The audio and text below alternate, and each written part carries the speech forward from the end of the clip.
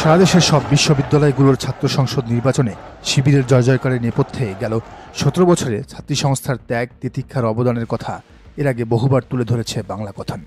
যেখানে দেখা গেছে শুধু নেপথ্যে নয়, সরাসরি মাঠে থেকেও কাজ করেছেন তারা। চালানো হয়েছে গ্রেফতার, জেল, জুলুম। শুধু তাই নয়, ছাত্রী সংস্থার মেয়েরা জুলাই গণ অভ্যুত্থানেও নেতৃত্ব দিয়েছেন সামনের সারিতে থেকে, যার ফল পাওয়া গেছে ডাকসু জাকসুতেও। এবার কি তবে একই ঘটনা ঘটবে জামাতের ক্ষেত্রেও? জামায়াতের মহিলা উইং কি পারবে আগামী জাতীয় নির্বাচনে ছাত্রী সংস্থার মতো জামাতকে এগিয়ে নিতে? দেশের প্রায় অর্ধেক নারী ভোটের কত শতাংশ দাঁড়িপাল্লায় টানতে পারবেন তারা? এসব প্রশ্নেরই উত্তর খুঁজব আজকের ভিডিওতে। দর্শক, তার আগে অনুরোধ, এই চ্যানেলে নতুন হলে অবশ্যই সাবস্ক্রাইব করে বেল আইকনটি বাজিয়ে রাখুন। শেখ হাসিনার শাসনামলে জামাত শিবিরের উপর স্টিম রোলার চলেছে, এটা সত্য কথা। তবে যে বিষয়টি কখনো সামনে আসেনি সেটি হলো গেল ১৭ বছরে মহিলা জামাত এবং ছাত্রী সংস্থার উপরেও ব্যাপক জুলুম নির্যাতন করেছে হাসিনার পুলিশ প্রশাসন। জামাতের হিসাবে অন্তত ৬ জন মহিলা জামাত এবং ১ জন ছাত্রী সংস্থার কর্মী শহীদ হয়েছেন ২০০৯ থেকে ২০২৪ সালের এই সময়টাতে। এছাড়া জেল, জুলুম, অত্যাচার তো চলেছে হাজারো মা বোনের উপর। তো ছাত্রী সংস্থার ত্যাগের ফলাফল তো ভোটের মাঠে দৃশ্যমান, কিন্তু মহিলা জামাতের ভোটে প্রভাব কতটুকু? বিষয়টি বুঝতে দৈনিক প্রথম আলোর একটা খবরের দিকে নজর দেয়া যাক, যার শিরোনাম, সারা দেশে জামায়াতে ইসলামীর নারী কর্মীদের মোকাবেলায় মাঠে নামছে বিএনপি। মানে কাহিনী ঘটে গেছে। বিএনপি যেহেতু ভয় পাইছে, তাহলে কিছু একটা ঘটছেই। তো এই রিপোর্টে প্রথম আলো বলছে, আগামী জাতীয় নির্বাচন সামনে রেখে নারী ভোটারদের লক্ষ্য করে জামাত সারা দেশে নিজেদের মহিলা বিভাগের কর্মীদের মাঠে নামিয়েছে। তারা নারী ভোটারদের বিভিন্নভাবে প্রভাবিত করছে বলে বিএনপির কাছে তথ্য রয়েছে। বাহ, বিএনপি তাহলে কিছুটা স্মার্ট হওয়া শুরু করছে। এরা ভেতরের তথ্যও জেনে গেছে। এমনকি জামাতের এ কৌশল মোকাবেলায় নারী ভোটারদের লক্ষ্য করে বিএনপিও নারী সম্পৃক্ত কর্মসূচি নিচ্ছে। বুঝেন অবস্থা? আচ্ছা, জামাতের এই নারী উইং ঠিক কী কাজ করছে সেগুলো একটু জানা যাক।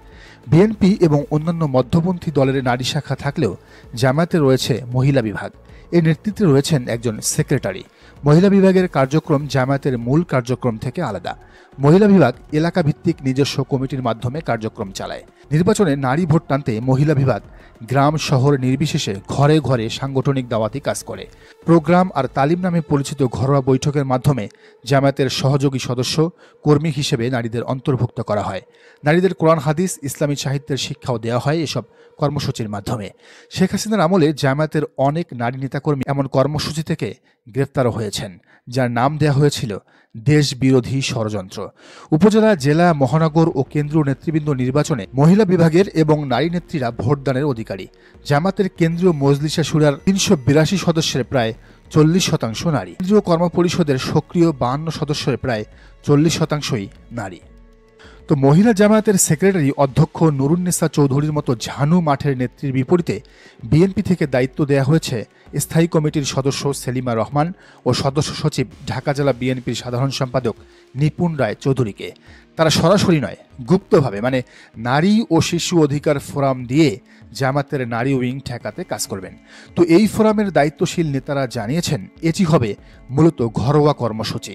বিএনপি সমর্থিত সাবেক ও বর্তমান জনপ্রতিনিধিদের সম্পৃক্ত করে এ কর্মসূচি পরিচালনা করা হবে। অর্থাৎ সারা দেশের ইউনিয়ন, পৌরসভা ও উপজেলা পরিষদে বিএনপি সমর্থিত সাবেক ও বর্তমান জনপ্রতিনিধিদের একত্র করে নির্বাচন কেন্দ্রিক কিছু দলীয় নির্দেশনা দেওয়া হবে। কর্মসূচিতে আগামী দিনে বিএনপির ভাবনা, নারীর অধিকার, সুরক্ষা ও ক্ষমতায়ন, বিশেষ করে নারী ভোটারদের সচেতন করার ব্যাপারে সুনির্দিষ্ট কর্মসূচি থাকবে। ১৪ অক্টোবর জামায়াতের সেক্রেটারি গোলাম পরওয়ারের জেলা খুলনা দিয়ে শুরু হবে বিএনপির এই সংগঠনের কাজ। পরপর ৩ দিন খুলনা অঞ্চলের জেলাগুলোই কর্মসূচি পালন করা হবে। এরপর পর্যায়ক্রমে অন্যান্য বিভাগে কর্মসূচি নেবেন তারা। বিএনপির দায়িত্বশীল সূত্রগুলো জানিয়েছে, জামাত নারী ভোটারদের লক্ষ্য করে ইতিমধ্যে সারা দেশের সংগঠনের নারী কর্মীদের মাঠে নামিয়েছে।